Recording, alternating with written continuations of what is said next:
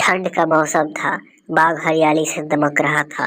तभी बादशाह अकबर ने सभापतियों को बाग में दरबार लगाने का हुक्म दिया। हुक्म की तालीम हुई और पूरा दरबार अकबर और बीरबल बाग में बैठे। अकबर के आदेश पर बीरबल सभा में न्याय का कार्य देख रहा था। कई लोगों की न्याय याचिका सभा में पढ़ी गई, जिनका बीरबल ने अपनी सूझबूझ से न्याय किया। लगभग सारी याचिकाएं पढ़ी गई। न्याय के इस कार्य में घंटों बीत गए। थोड़ी देर बाद दरबार में एक व्यापारी आया। उसने चोरी की अर्जी लगाई थी। उसने कहा एक बार वो दिल्ली गया था, वहां उसने सोने का कबूतर देखा। उसके पंख सोने के थे। दिल्ली से आने के बाद उसने उस कबूतर को अपने घर में पिंजरे में रखा था और रोज सुबह शाम उसे दाना डालता था। रात्रि को उसने दाना डाला था, लेकिन अगले दिन उसे बाहर जाना था, इसलिए यह कार्य घर के नौकरों पर सौंप दिया।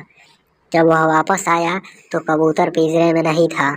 अब उसे घर के नौकरों पर शक होने लगा। उन्होंने पूछा, मेरे कबूतर को मार दिया, पर उसके पास कोई सबूत नहीं है। व्यापारी के शक के आधार पर घर के नौकरों के दरबार में लाया गया। उसने कई सवाल पूछे, पर किसी ने कोई उत्तर नहीं दिया। समझना मुश्किल हो गया था कि कबूतर को आखिर गायब किसने किया।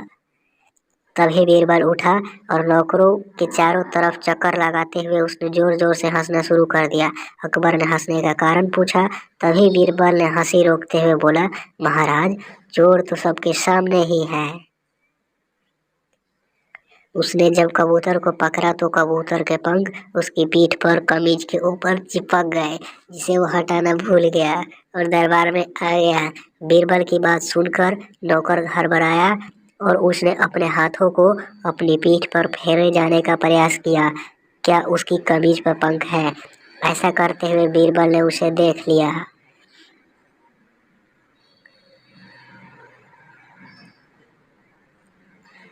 और झट से उसे आगे कर चोर के रूप में दरबार में पेश किया। सबने उसकी कमीज देखी, जिस पर कोई पंख नहीं था।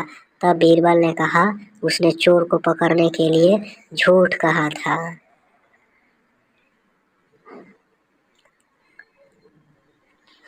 उसे पता था जिसने चोरी की है वो जरूर अपनी पीठ की तरफ अपने हाथ बढ़ाएगा और अन्य नौकर सहजता से दरबार में खड़े रहेंगे। और वही हुआ।